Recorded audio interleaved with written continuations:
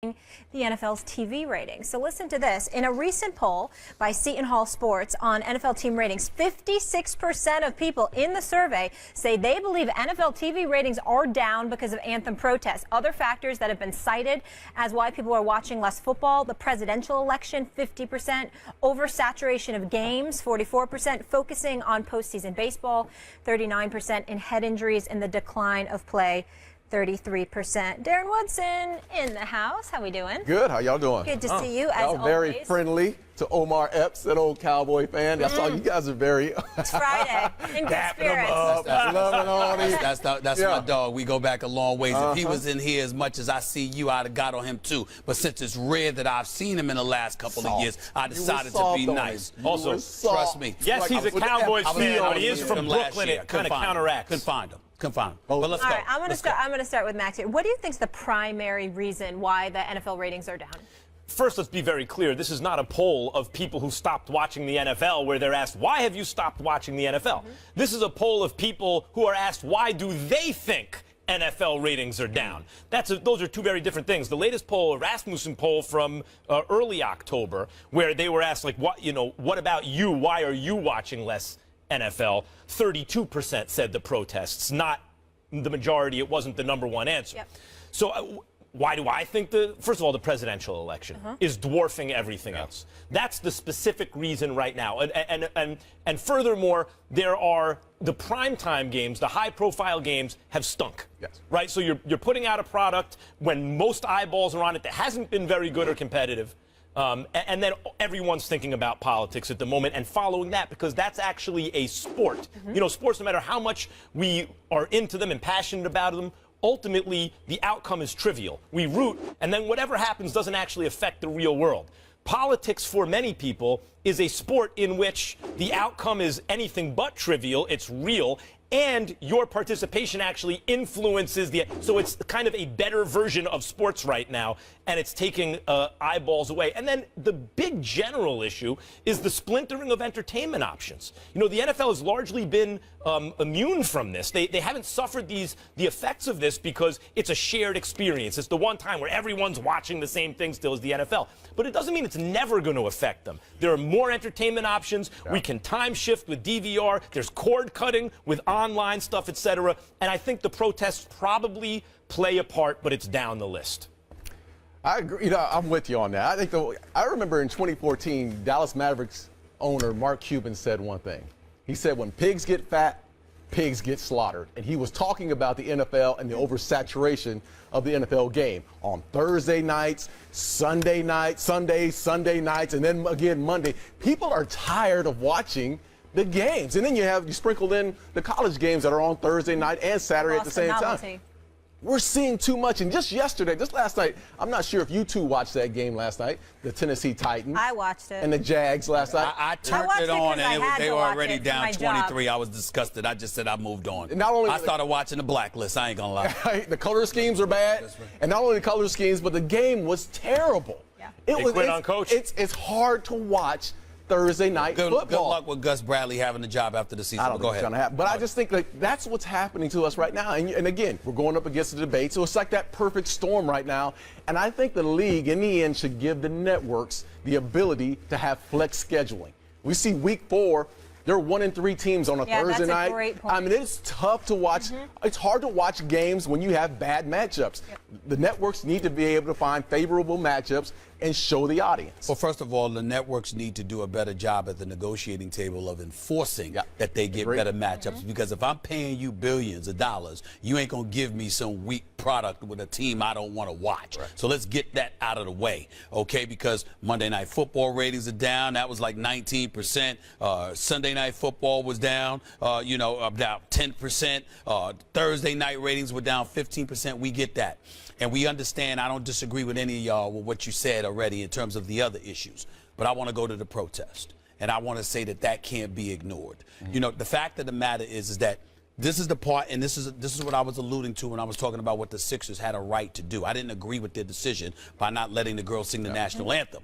But they had a right to do it. Here's why they have a right to do it. They're thinking about their bottom line. Right. They're recognizing the fact that 66% of our population in America is white. which means that most of the money comes from that particular populace. If you believe that in some way you're alienating them and they're turning against you, then they ain't gonna give you their money. And if they ain't gonna give you their money, that's what your bottom line is. Everybody want to act like that doesn't exist, but it does. Listen, I'm not going to get political here, but I'm just going to be forthcoming. I am a registered independent. I don't trust either side, okay? I listen to my man Joe Madison in the morning on Sirius XM Urban View channel. I listen to Mark Levin in the evening, okay? I think he's a fantastic radio host, and I listen to Sean Hannity, and I know all of these guys. I listen to everybody. As crazy as it may be, combined, they've got over 25 million listeners. There's a reason for that. You talk to Joe Madison, it's about these protests. You talk to somebody like a Mark Levin, who I butt heads with all the time, even though I profoundly respect his knowledge, this man will tell you it's the protest. You know, so what happens is this. He is white.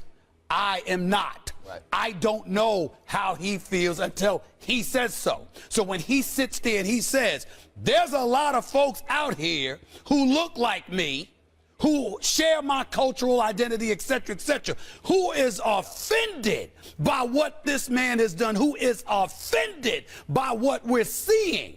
Now you got a decision to make, business-wise. I want to address that. I will, and nobody wants to go there. See, we want to, and all I'm saying is this, do what you're going to do, because you're absolutely right to bring attention to racial injustice in this country. There's no question about that. But as Joe Madison would always say, it's about sacrifice, meaning understand that there is a price you are going to pay. Ask yourself, are you willing to do it? And a lot of times when folks are out here protesting, they want to speak and they want to vent, but they don't want to be prepared to accept the ramifications of that. And a guy like Joe Madison is saying, no, go ahead. You bring up that white people are 66% of the population. Yes, sir.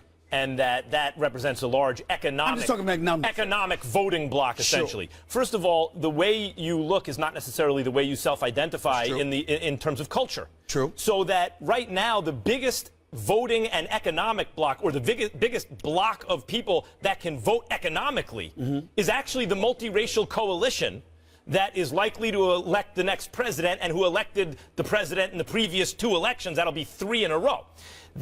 And the NFL, so let's talk about Goodell so far. Let's bring it back to the NFL. If, in fact, the protests are having an outsized impact on viewership, on the bottom line of the NFL, now is where Goodell has a chance to rewrite his legacy and really earn his money. It was unclear whether Goodell was even going to survive the Ray Rice scandal, but he's been so successful economically for the league, financially for the league, he did.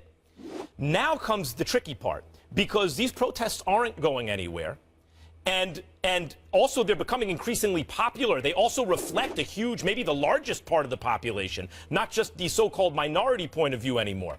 So it's the NFL and the sports leagues who have milked patriotism through the national anthem for 100 years now. I revealed they are the ones who injected, at times, as Michael Eric Dyson has pointed out, not just patriotism, but nationalism, which is a little different. It's not just that I love America, it's I love America no matter what happens. Let me go to Darren for I just want to finish this point.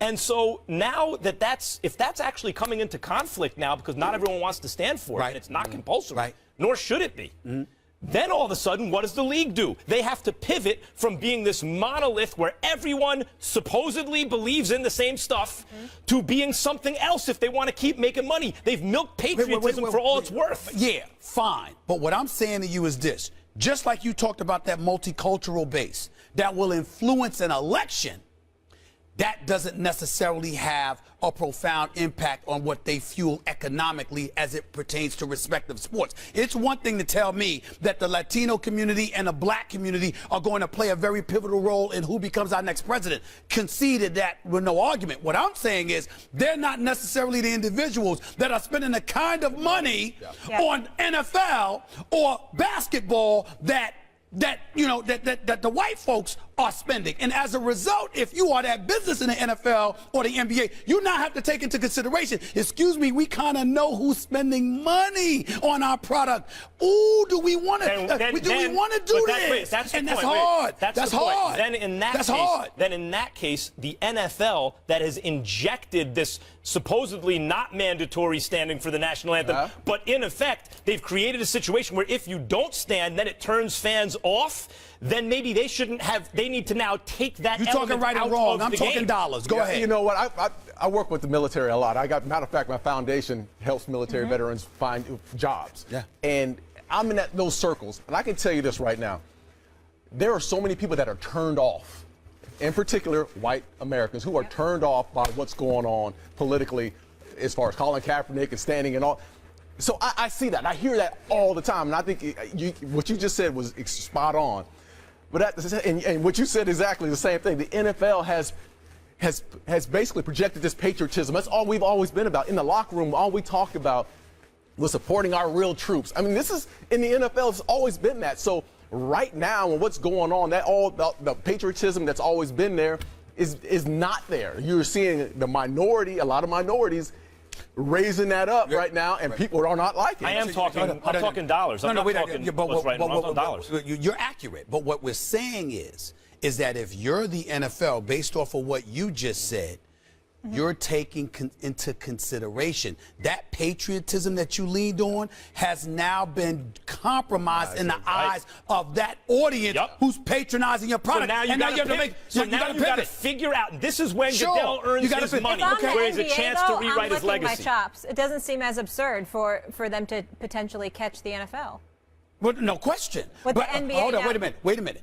Which is exactly. And they have the bigger stars. Time out. Which is exactly why a team like the Sixers, an NBA team, would take that position. Because, hold on, wait a minute. Everyone's missing it here. Because they're saying we're the NBA, and they don't want to go there. They want hands off. They want hands off because they don't want to mess up the cash cow. Because they don't market themselves as kind of a military. Oh, you're giving a reason. You're giving a reason. There's an ongoing conversation. What the NBA ratings are. There we go. Darren, thank you so much for being with us. Appreciate you. Coming up next, know what it is. Send in your videos, people. Come on, you got all weekend. The First Take, Your Take viewer contest is here. You can win a chance to debate Stephen A. and Max right here on national television. All you have to do is go to firsttakeyourtake.com. That's where you need to send them, not Twitter. And then upload a 1-minute video with your best sports debate. Please keep it clean. No music, team logos, trademarks, or copyrighted material so we could air it on the show. 2 winners will be selected by our show staff. Get to work. We want to see it. Meanwhile, here's a few. Stephen A., please stop making excuses for Golden State. Kawhi Leonard scored 35 points and was 15 from the free throw line. And what that tells me is defense is lacking. Gaining Kevin Durant means losing key bench players and big bodies that was once there on the floor last year. I'm here to discuss the Los Angeles Rams, but we're only in week 7 and you have 4 losses? You have people spending $100, $115 on parking at the Coliseum downtown, and this is what you want to do? If you